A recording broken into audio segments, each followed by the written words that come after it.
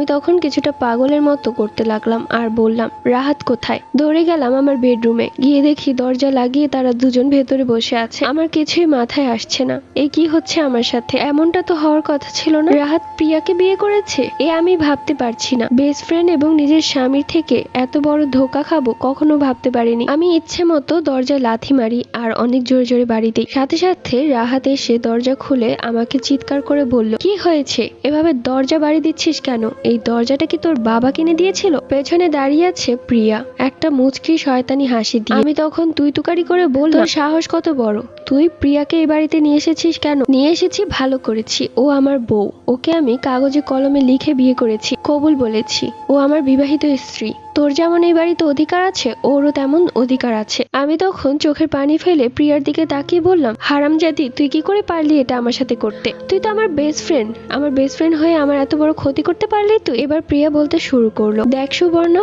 মনের উপর কি কারো জোর আছে? আসলে বিয়ের পরেই রাকিবের আইডি পেয়েছিলাম আমি, এরপর ওকে ফ্রেন্ড রিকোয়েস্ট পাঠিয়েছিল। এরপরে আমাদের হালকা পাতলা টুকটাক কথা হতো, আমাদের মাঝে একটা সম্পর্ক হয়ে গিয়েছিল। কিন্তু এরই মাঝে জামান আমার বাড়িতে প্রস্তাব দেয় আর আমার বাবাও রাজি হয়ে গিয়েছিল। বাবা মাকে বলতেও পারছিলাম না যে জামানকে আমি আর ভালোবাসি না, আমি ভালোবাসি রাহাতকে। তুই কি ভাবছিস সুবর্ণা, রাহাতের সাথে সেই দিন আমার প্রথম দেখা হয়েছিল? না, এর আগেও ও আমাদের গ্রামে এসেছিল 3 বার, ওর সাথে আমার 3 বার দেখা হয়েছিল, কিন্তু সেটা গোপনে, তোকে জানাইনি। দেখ, রাহাতকে আমি প্রচন্ড ভালোবাসি, ওকে আমি ছাড়তে পারবো না, যার কারণে জামানের সাথে আমি বিয়ে ভেঙেছি। আর এখন আমি রাহাতকে বিয়ে করেছি, আমার বাবা মাও সম্মতি জানিয়েছে। তাই তোর উচিত আমাকে মেনে নেওয়া। শুধু শুধু ঝামেলা বাড়িয়ে আমাদের সংসারে অশান্তি করিস না। প্রিয়ার কথাবার্তা শুনে মনে হচ্ছিল আমার মাথায় যেন আকাশ ভেঙে পড়লো। তাহলে গোপনে গোপনে ওরা সবকিছু করেছে? আমি তখন কাঁদতে কাঁদতে বললাম, আমার সাথে কেন করলে এরকমটা? আমাকে এই খেলার পুতুল বানালে কেন? তোমাদের ভেতরে যখন প্রেম ছিল আমাকে আগেই বলে দিতে, আমি সরে যেতাম। কিন্তু এখন আমার সুখের সংসারটাকে আমি নিজের হাতে ধ্বংস হতে দেখতে পারবো না।